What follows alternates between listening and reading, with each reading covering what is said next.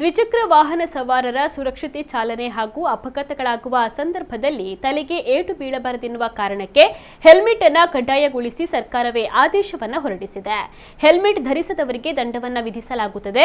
ಮಧ್ಯಪ್ರದೇಶದ ಶಹದೋಲ್ನಲ್ಲಿ ಸಂಚಾರಿ police helmet ಧರಿಸದೆ ಬಂದ ಬೈಕ್ ಸವಾರನನ್ನ ತಡೆದು ನಿಲ್ಲಿಸಿ ವಿಚಾರಣೆಯನ್ನು ನಡೆಸಿದಾಗ ಅವರು ಹೇಳಿದ ಉತ್ತರ ಕೇಳಿ ಕಕ್ಕಾಬಿಕ್ಕಿಯಾಗಿದ್ದಾರೆ.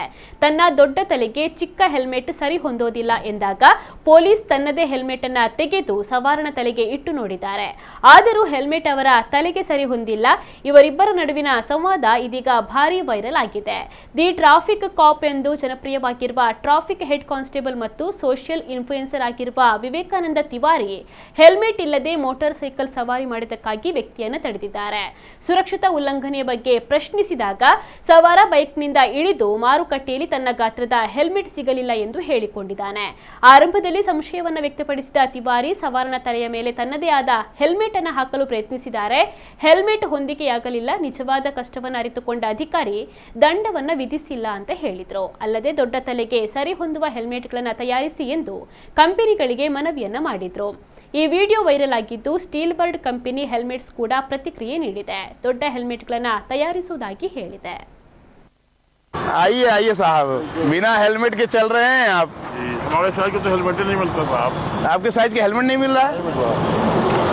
आप लाइए, पता किए हैं शोरूम वगैरह में? दिखाइए, हम साइज करके बताते हैं। होगा ही नहीं। अच्छा, हम अपना लगवा लेते हैं। ये तो आपने नई बात कही। हाँ, तो किसको लगाइए? तो कंपनी से बोलिए बड़ा बना है, ये देखिए। आपका क्या चालान करवाऊं मैं?